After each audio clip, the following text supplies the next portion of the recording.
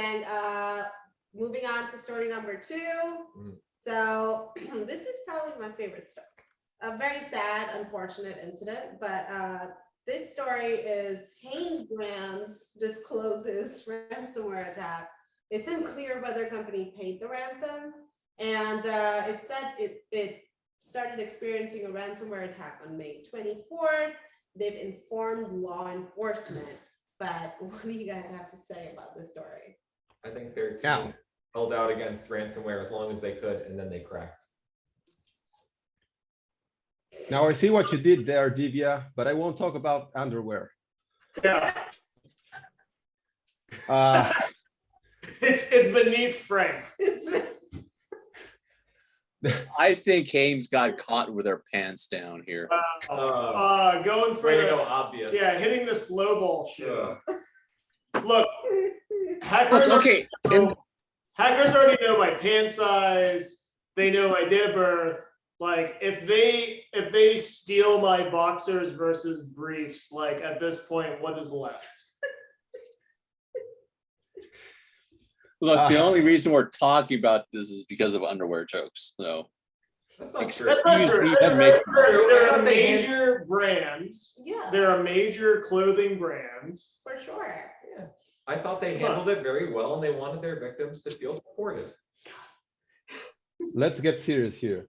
There's not much to unravel here because all we officially know is that I quote, it's unclear what effect the ransomware attack had or continues to have on HanesBrands. Our company forensic investigation and assessment of the impact of this event is ongoing. Cool.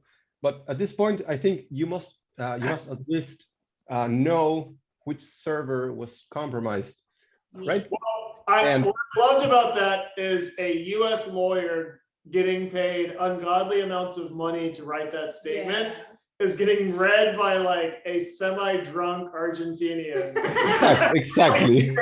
Can I consume all of my lawyer speak that way? That's so good. Because like, yeah, like that was the most bullshit boilerplate statement they could ever have. Like that's where I'm going. yeah.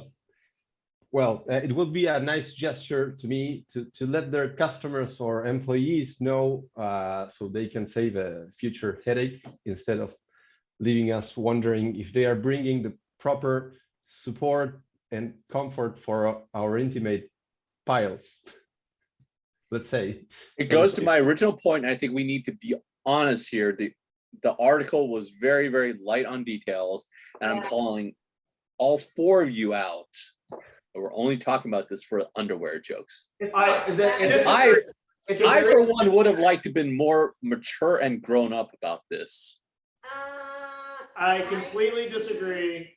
I think a major US company that's been around for hundreds of years, maybe, they were breached. They're not a cyber company. They're not a tech company. Yeah. They're a clothing company. And this shows how every business is vulnerable to this type of attack, no matter what they make. And there's a great trend at work. True. May not have paid the ransom. Yeah. Right? And True. Yes. Yeah. I mean, sounds like they did. I mean, I don't know. That's what they're debating right now. Yeah.